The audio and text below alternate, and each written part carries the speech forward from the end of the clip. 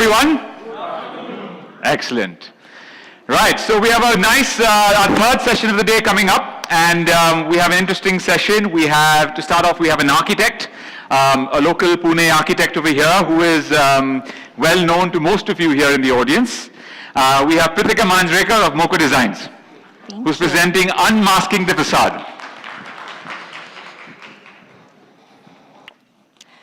Good afternoon, everyone. So here I am today, presenting to you actually a deep dive journey that I started called the Unmasking of the Facade. A few months ago, I got a call, or one of my team members got a call, Jankna, from the ZAC team, and they said, we would like for you to come and speak. And as long as you're talking about something to do with the facade, we're happy for you to take a topic of your choice. And so that got me thinking, what am I going to speak about? But the word facade kept bringing me back. And I asked myself, to get started, a simple question. What does this word facade mean to me? And today I'm going to involve all of you on this journey with me. So let's start this journey together. And a question to you guys is that, what does facade mean to each one of you? So simple question. What is the first 2 or 3 words that comes up? No right or wrong answers here. When I say facade, what do you think of? What are the synonyms? So Tushar's going to help me here. We have a Menti board. If you can just zoom in with your cameras and scan the QR code. I'm told that the Menti board doesn't put the same answers over and over again. So if you're putting facade as face, then maybe you can put face-SM. Just maybe your initials or something, so we can get a lot of similar answers with an initial in it. Love to hear what most of you think. Oh, first impression, interesting. Mask, dress, layer, building skin, identity. That's beautiful. Envelope of a building, personality, so many. Somebody should take a photo of this. Head turner, sustainable signages. Love it. So beautiful. Thank you, everyone, for all of these answers. And so when in doubt, you go to Google or you go to your dictionary. And when I went to Oxford Dictionary, and I said, what does facade mean? It gave me 2 descriptions. One was principal front of a building, quite simple, that faces the front of a street. But then the second one said, a deceptive outward appearance. And that really got me thinking. And I said, it even had an example. Her flawless public facade masked her personal despair or private despair. And I asked myself, well, does facade of a building is only number 1 and is 2 also for facades? Or is it only for humans? And what if I was missing something here? What if the second definition also applies to building facade? Have I missed it? Is there something I haven't read as a subtext? And I said, okay, let's do a quick, simple fill in the blanks. So if her flawless public facade masked private despair, then is the building's flawless public facade also masking something that I'm not seeing? And if I were to see this for myself, then I ask myself that when I see her, whoever the her is, then when I see her flawless facade, do I see the despair? Do I see what she's hiding? Or for that matter, when I see beautiful facades that all of us are talking about here, do I see something else that they're saying or not saying? And that started the journey. A deep journey of inquiry and understanding. And in front of you here, it's a lot of work. We did a deep dive, 5,000 years of history, right from the pyramids to our modern day. I decided to look at these a little closely. These beautiful buildings that we have built and celebrated over the years for their magnificence. They represent so much, art and artisans over the years, local materials, a proof of advancement of technology. And also, I've learned so much about these as a student of architecture. They taught me the architectural significances. And as a student of political history, they taught me a lot of stories that were behind these. Starting with my favorite. the Roman, the Greek structures. I've always been a big fan of these. In fact, I've always looked at these proportions, used them in many of my designs, especially institutional buildings, because I thought that they stood for structure, they stood for order. But was I seeing everything? Was I allowing myself to be distracted by these beautiful Ionic, Doric, and Corinthian beauties, and yet having the knowledge and not seeing that this was built by slaves? The labor for this very own building came from captives of wars and probably slaves that were deprived basic human rights. The breathtaking Colosseum. We all talk about Romans as master architects. And I'm still amazed by the acoustics that this facade engineered so many years ago. But yet again, does this awe-inspiring facade make it easier for me to forget or not see the darker narrative of conquest, exploitation, inequality, and mostly imperial ambition? The timeless beauty of Hagia Sophia, celebrated for its enormous dome and delicate mosaics. But am I able to remember? Am I able to unmask and remember that this used to be a church? A celebration of the Byzantine architecture and art before the fall of Constantinople, what we now know as Istanbul.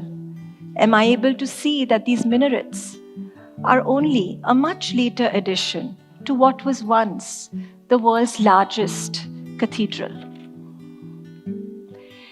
And interestingly, a very different, yet a very similar example, a beautiful cathedral, Notre Dame. I was 16 years old when I first visited Notre Dame. I was smitten by its form, its glory, its intricate details, the flying buttresses, the perfect stained glass windows. But I was completely also unaware of the deep, complex history that stood behind it. Gallo-Roman temple dedicated to god Jupiter. A pagan temple stood at the same site before the advent of Christianity in France. The construction of Notre Dame also is yet another manifestation of religious power and dominance. Qutb Minar. Even today, this architecture marvel at 72.5 meters is the tallest brick minaret in the world. But while this Victory Tower celebrates the Delhi Sultanate glory, doesn't it also help me mask the mass destruction, the bloodshed, the uprooting of thousands of households, both on the Rajputana and the other side? And then when the Dark Ages got over, a fresh breath of air came in, the Renaissance period. We all know Florence Cathedral is one of the best Renaissance period architecture, celebrated for a conscious revival of ancient Greek and Roman thought, art and culture. The highlight of this era was it took the highlight back from religion to science and art and culture and education. In fact, they gave us Galileo, they gave us Da Vinci, they gave us Michelangelo. But am I missing certain aftermaths? Is it easier to not see the aftermaths? Florence Cathedral that we just saw here was a very expensive building, and it probably created the bigger divide between the rich and the poor, made the rich richer, made the poor poorer. The taxes were levied on the commoners, probably caused financial burden, and they came from rich patrons, making them the seat of power. Ultimately, probably, perhaps, these disparities led to the revolutions that followed later. Closer to home, the Taj Mahal, an architectural masterpiece, stands for its beauty, intricate marble inlay work, timeless aura of elegance, and they say it's a symbol of love. But am I able to see what lies at the foundation of this symbol of love? Or are they just urban myths? Somebody once said that Shah Jahan chipped off the thumbs of the artisans so that they couldn't create a masterpiece yet again.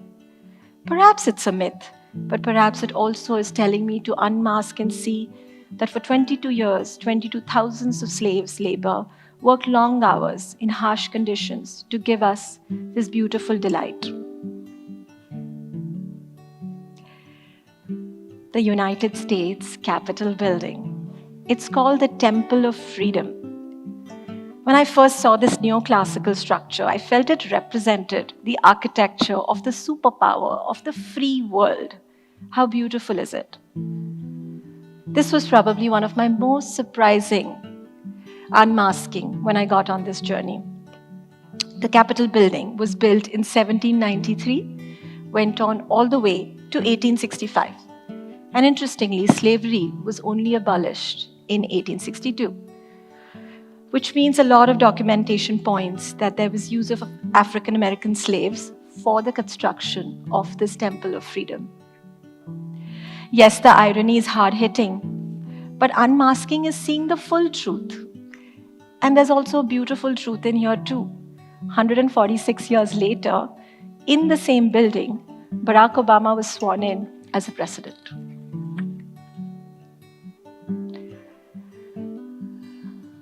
Gateway of India. A beautiful blend of architecture makes this eclectic Indo-Saracenic style truly, truly unique. If you look closely, it has combinations of Gothic, Indian, and Islamic motifs in it. Here, the unmasking was a little different and gave me a fresh outlook. Can architecture then also be used as an example of how it is possible to create something beautiful, taking the best of all influences that come in it?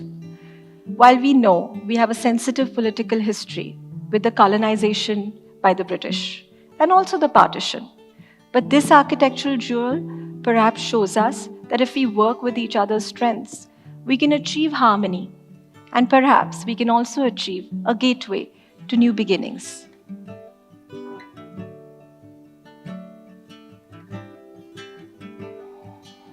I've always celebrated Dubai for being a man-made wonder. Soaring skyscrapers, excellence in facade and technology, stunning showcase of just human and building innovations. But the unmasking has brought my attention back to a topic of migrant laborers and an issue that we all saw gain so much attention during the pandemic. The reports claiming that migrant labor is consistently being treated unfairly, perhaps passports being controlled, or other restrictions have led the speculations of the kafala system being an example sometimes of modern-day slavery. One of my favorite cities in the whole wide world. I've always seen New York as a perfect city. Look at it. It gives you the vistas of Central Park and so many other parks and the backdrop of this stunning skyline. But perhaps even I did not realize that the weight of over 1 million skyscrapers that stand on this island is weighing New York City down. It weighs 1.7 trillion pounds, and researchers are saying that the city is sinking every year by 1 to 2 mm. And like most metropolis, New York, 75% of city's carbon emissions come from the city's skyscrapers. I have an interesting animation here. It shows us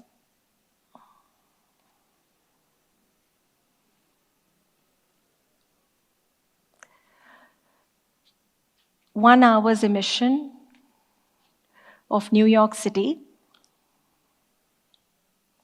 1 day's emission of New York City,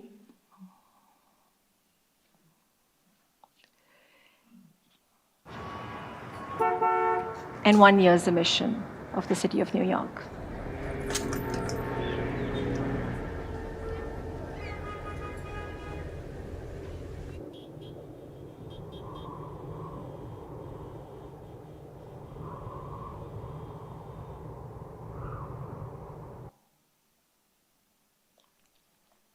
Our very own Mumbai skyline. It boasts of so many unique, charming buildings. Each skyscraper has a story to tell of the city's resilience, of its innovation, and dynamic spirit, making the skyline not just a sight, but a reflection of city's rich culture and ecosystem. Here, I did not have to unmask anything. I just had to zoom out. And when you zoom out, you see the reality that these beautiful buildings sometimes do make it easier to mask. Disparities and urban challenges. Yes, these buildings are something to be very, very proud of and to be aspired by, but they're also helping me distract from the striking duality and even the irony that perhaps most of the labor that built these skyscrapers live in the slums. The truth here is that when we do the unmasking, it's not to take away from the glory and the beauty and the magnificence of all of these facades and how hard we all work to make these facades happen.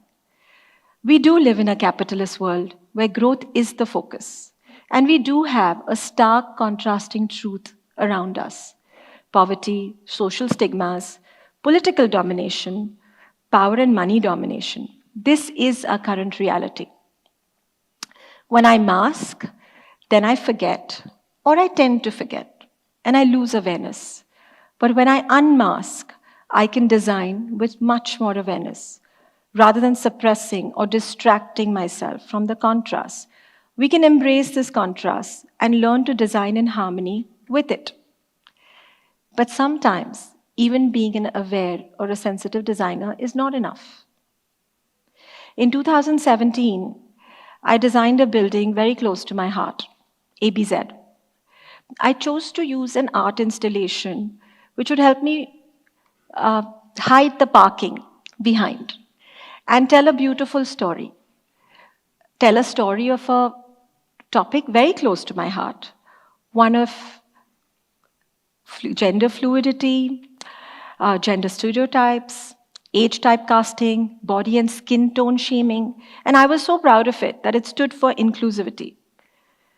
And then one day, while browsing on social media, I came across an image of my very own building through the lens of a photographer that I had never met.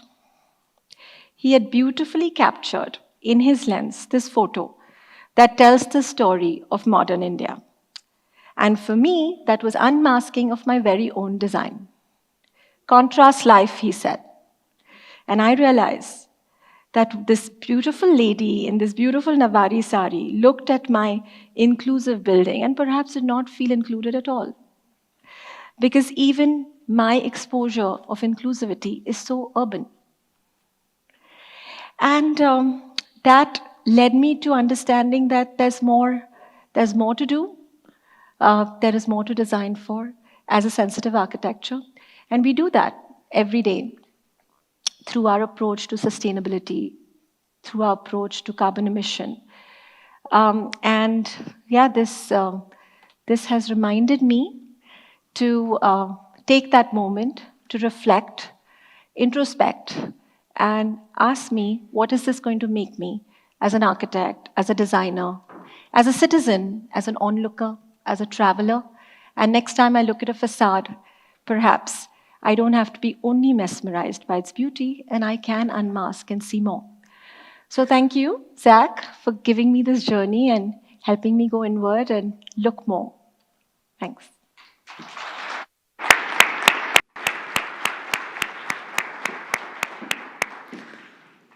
Thank you very much for a wonderful presentation. I think it's probably in the last 147 ZAC editions, this is probably the most different presentation that we've come across. I think Ahad can speak more about that later, but that was absolutely wonderful. It was so different and something that we're not quite used to as an audience in the Facade community, and I thought that was really touching. Thank you.